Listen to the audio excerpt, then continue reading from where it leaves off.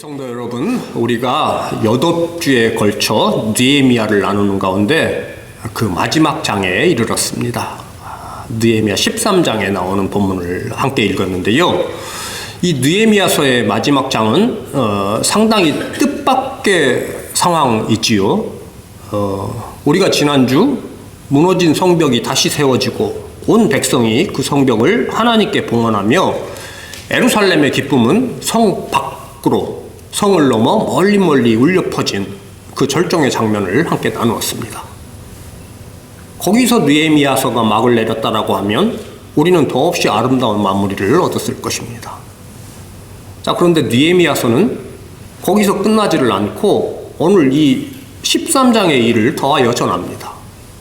그리고 이 한 장은 우리의 기대하는 바와는 사뭇 다른 사건의 전개이고, 오히려 이야기가 앞서 12장에서 끝났다면 얼마나 좋았을까 싶은 생각마저 들기도 합니다.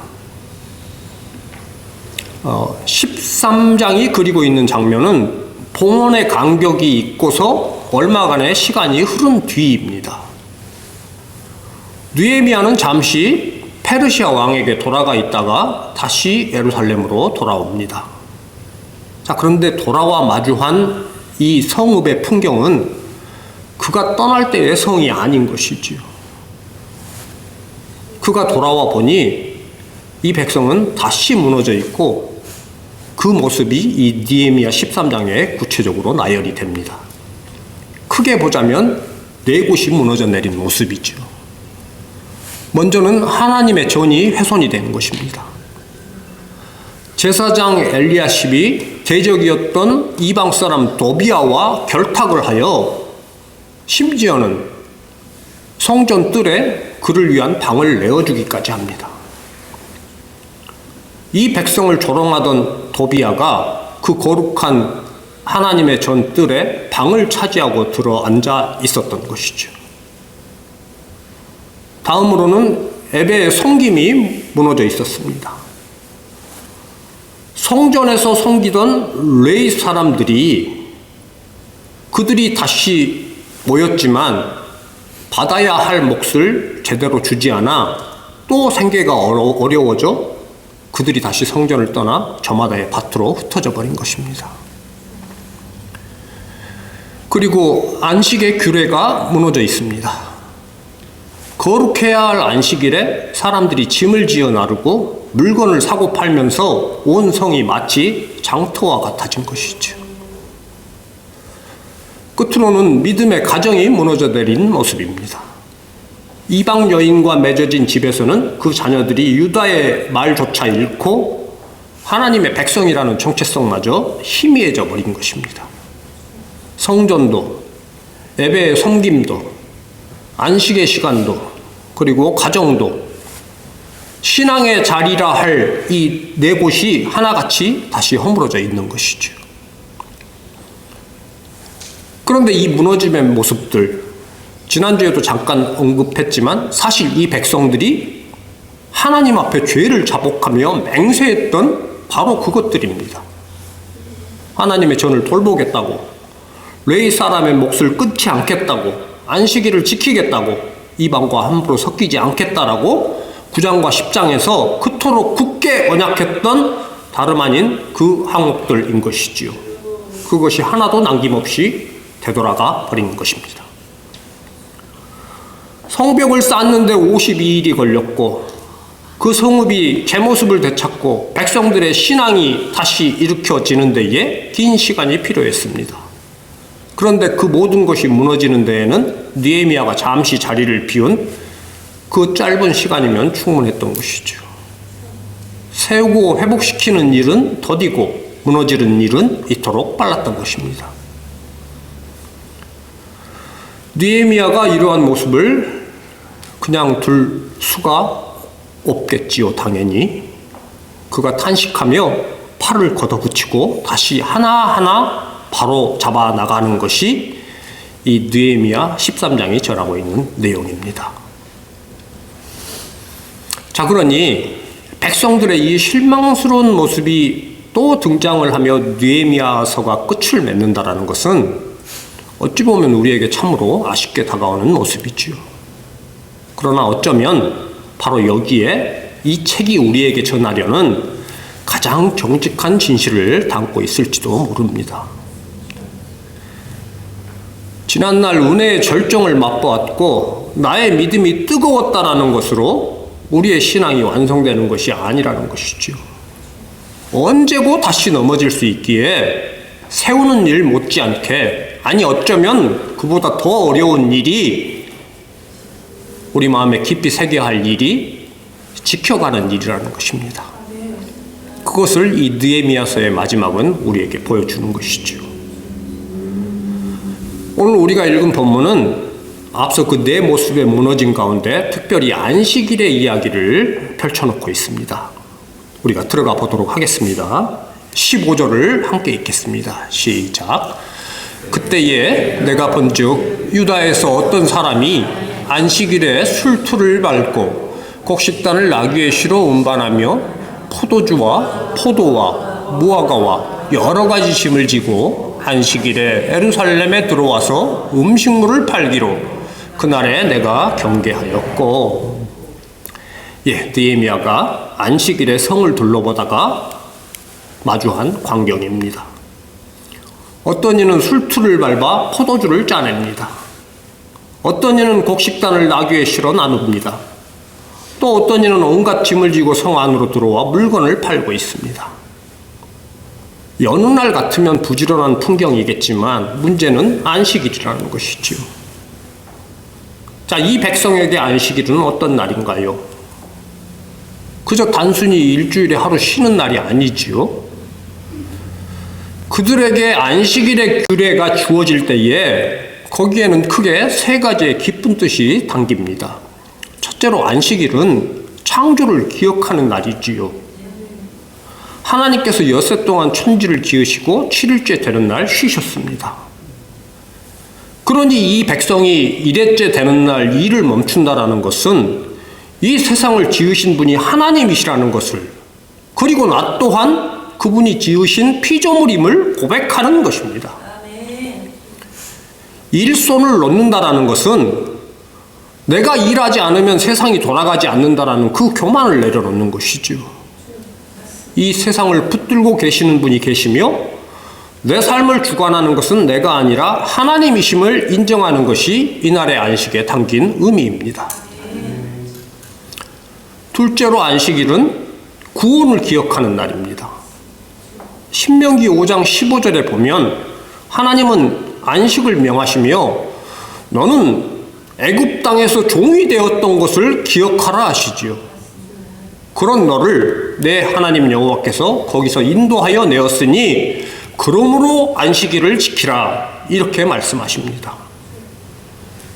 애굽에서 종살이하던 그들, 그때의 그들에게는 쉬는 날이 없었습니다. 그런 그들을 하나님은 건져내시어 이제 1회째 날에 쉴 수 있는 자유인이 되게 하신 것이죠. 그러니 안식일에 쉰다는 것은 나를 이 자유로 이끌어내신 분이 하나님이심을 매주 새기는 일입니다. 셋째로 안식일은 언약의 표징입니다. 하나님은 출애굽기 31장 17절에서 안식일을 가리켜 이는 나와 이스라엘 자손 사이에 영원한 표징이라 하셨습니다. 안식일을 지키는 그 모습이 곧 우리는 하나님의 백성이요 하나님은 우리의 하나님이시다라는 그 고백을 세상 앞에 드러내는 표인 것이지요. 내가 누구에게 속해 있는지를 이 날을 지킴으로 분명하게 하는 것입니다. 자, 그러니 그들이 안식일을 범한다는 것은 규칙 하나를 어긴 정도의 가벼운 일이 아닌 것이죠. 나를 지으신 창조주를 잊어버린 것이고 나를 건지신 구원자를 잊은 것이며 내가 그분께 속해 있다라는 그 징표를 스스로 내던진 것에 다름 아닌 것입니다. 백성은 이 거룩한 날에 아무렇지 않게 포도주를 짜고 짐을 나르고 장사를 하고 있었던 것입니다. 자, 이 구절에 이어지는 16절을 보면 무너짐의 풍경은 거기서 그치지를 않습니다. 또 두로 사람이 예루살렘에 살며 물고기와 각양 물건을 가져다가 안식일에 예루살렘에서도 유다 자손에게 팔기로. 네, 이번에는 두로 사람들까지 성 안에 들어와 살며 생선과 온갖 물건을 안식일에 팔고 있었던 것이죠. 두로는 예루살렘 북서쪽으로 약 100마일가량 떨어진 지중해 연안의 항구 도시입니다. 지중해 바다를 끼고 있어 무역이 크게 번성했고, 그곳 사람들은 장사에 능하기로 이름난 이방의 도성, 당시 부와 상업의 상징과 같은 것입니다. 하나님을 알지 못하는 그 두로의 상인들이 어느새 하나님의 성 예루살렘 안으로 들어와 좌판을 벌리고 있었던 것이죠. 자, 이 구절에서 그들이 팔던 것에 특별히 물고기가 언급이 되고 있는 것도 이러한 배경과 연관이 됩니다. 예루살렘은 바다에서 멀리 떨어진 내륙의 성읍이었기에 바닷가 두로의 상인들이 가져온 생선들은 이 사람들에게 충분히 매력적인 상품이었던 것이죠. 장사꾼은 물건을 사는 사람이 있는 곳으로 모여드는 법이고, 유다 사람들이 안식일에도 사고 파는 일을 한다라고 하니 그 수요를 쫓아 이렇게 이방의 상인들까지 몰려든 것입니다. 이 백성이 먼저 안식일에 거룩함에 틈을 내자 그 틈으로 세상이 밀고 들어온 모습이죠. 우리가 늘 경계해야 하는 모습입니다. 틈이 생기면 그냥 비어있지 않는다라는 것이죠. 거룩으로 채워지지 않는 자리에는 반드시 세속이 그 자리를 치고 들어옵니다. 안식일을 하나님으로 채우지 않으니 그 자리가 장터가 되고 두로의 상인들로 채워지는 것이죠. 이 무너짐의 모습, 비단 느헤미야 때만이 아니죠. 우리가 잘 아는 것처럼 예수님께서 예루살렘 성전에 들어가셨을 때에도 이 같은 광경이 벌어지고 있었습니다. 하나님께 기도하고 예배하는 그 거룩한 성전의 뜰이 소와 양과 비둘기를 팔고 돈을 바꾸는 장터가 되어 있었지요. 주님은 그것을 보시고 상을 둘러 부시며 내 집은 만민이 기도하는 집이라 칭함을 받으리라 한 곳을 너희는 강도의 소굴을 만들었다라고 진노하셨습니다. 거룩한 곳을 세속이 침범하는 이 무너짐은 느헤미야의 때에도, 예수님의 때에도, 그리고 오늘날에도 되풀이되는 뿌리 깊은 위협인 것이지요. 이제 느헤미야는 이 일을 결코 가볍게 넘기지를 않습니다. 17절과 18절입니다. 내가 유다의 모든 귀인들을 꾸짖어 그들에게 이르기를 너희가 어찌 이 악을 행하여 안식일을 범하느냐? 너희 조상들이 이같이 행하지 아니하였느냐? 그래서 우리 하나님이 이 모든 재앙을 우리와 이 성읍에 내리신 것이 아니냐? 그럼에도 불구하고 너희가 안식일을 범하여 진노가 이스라엘에게 더욱 심하게 임하도록 하는도다 하고. 네.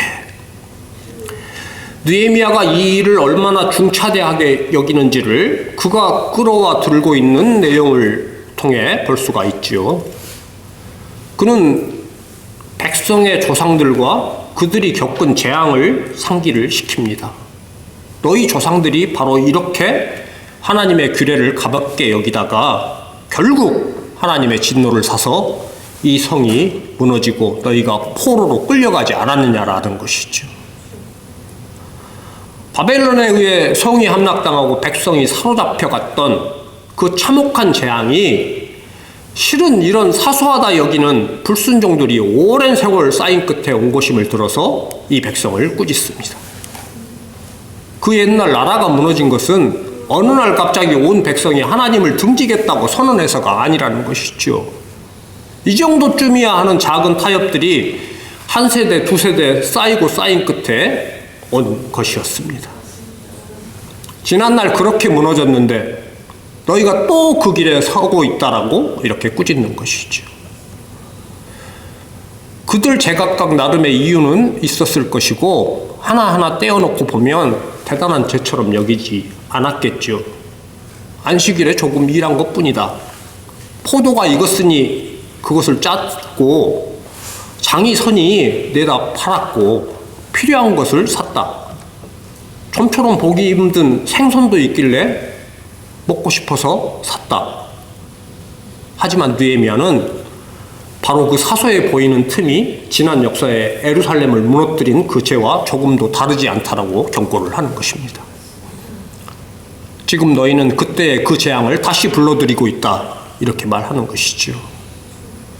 네, 여러분, 우리의 신앙에도 비춰봐야 하는 모습입니다. 무슨 눈에 보이는 큰 죄 때문에 성도가 한순간에 무너지는 경우는 극히 드뭅니다.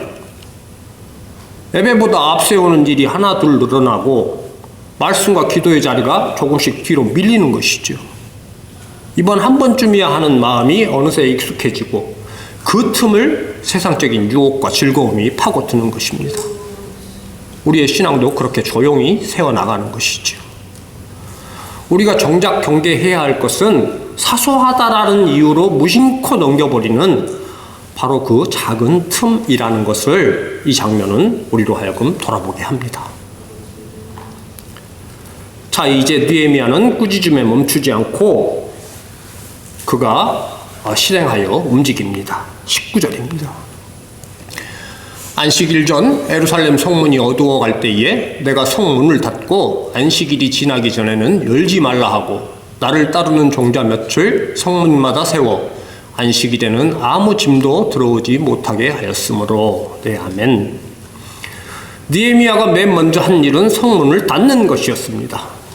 자, 그런데 그 시점을 밝히고 있습니다. 언제입니까? 안식일 전 성문이 어두워 갈 때에. 안식일이 시작되기 전날 아예 성문을 걸어 잠급니다. 그리고 우선 자기의 종들을 세워 지키게 합니다. 안식일이 되어 장사가 벌어진 다음에 부랴부랴 단속을 하는 것이 아니라 아예 그 일이 시작되기 전에 짐이 들어올 길목 자체를 막아버리는 것이죠. 우리 지켜감의 원리를 보게 됩니다. 유혹이 이미 밀려 들어온 다음에 그것과 씨름하는 것은 분명 필요하고 중요한 일입니다. 하지만 보다 더 지혜로운 지킴은 그 유혹이 들어오는 길목을 미리 아예 차단하는 것이죠.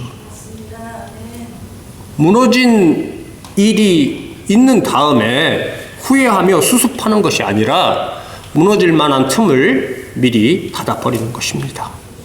나를 넘어뜨리는 것이 무엇이고 그 자리가 어디인지를 알면 거기에 아예 발을 들이지 않는 것이죠. 자, 그렇게 성문을 걸어 잠깁니다. 자, 그런데 이것으로 쉽게 해결이 되지를 않습니다. 이어지는 20절과 21절을 보면 문을 닫았더니 이제 장사꾼들과 각양 물건 파는 자들이 아예 성문 밖에서 밤을 지새우며 진을 친 것입니다. 문이 닫혔으면 물러갈 법도 한데 그러지를 않는 것이죠. 성문 앞에 자리를 잡고 언제고 문이 열리기만을 기다리는 것입니다. 이익을 쫓는 마음이 그토록 집요합니다. 역시나 우리의 신앙에 비춰보면 한 번 막았다고 해서 유혹이 순순히 사라지지 않는다는 것이죠. 문을 닫으면 죄의 유혹은 문 밖에서 진을 치고 기다립니다. 틈이 생기기를, 문이 잠깐 열리기를 노리면서 끈질기게 머무는 것이죠. 한 번 끊어냈으니 다시는 오지 않는 것이 아니라 기회를 엿보며 거듭 돌아오는 것이고, 그럴 때마다 우리는 더욱 확고해야 합니다. 느헤미야가 2중 3중의 조치를 취합니다. 성 밑에 진친 자들에게 엄중히 경고를 합니다. 너희가 어찌하여 성 밑에서 밤을 지내느냐? 만일 다시 이렇게 하면 내가 너희를 잡으리라. 다시 발 들이면 그냥 두지 않겠다라는 단호한 경고이죠. 자, 그렇게 막아서니 그들이 이제야 안식일에 다시 오지를 않습니다.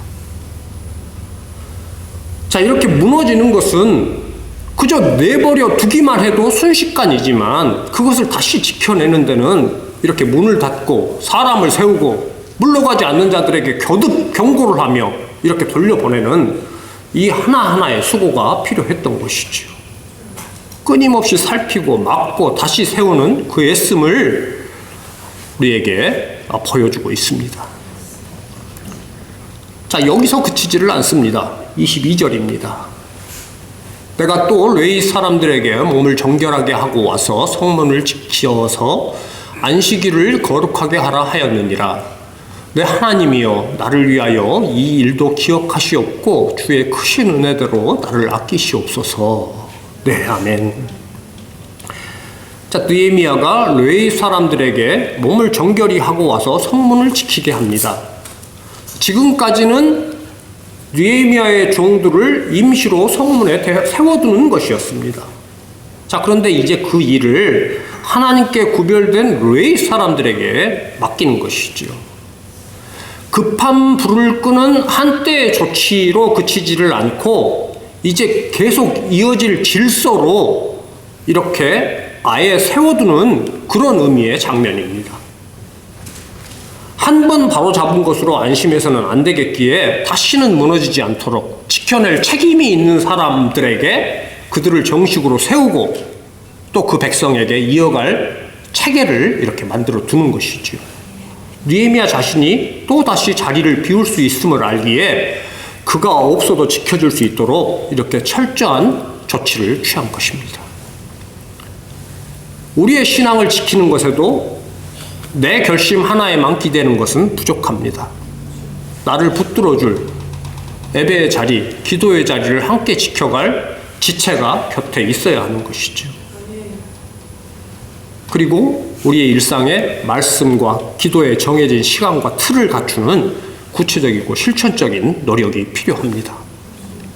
이러한 바른 신앙의 지체로서 우리가 서로 함께하며 힘써 말씀을 사모하고 기도를 쌓아가는 우리 모두이기를 소망합니다.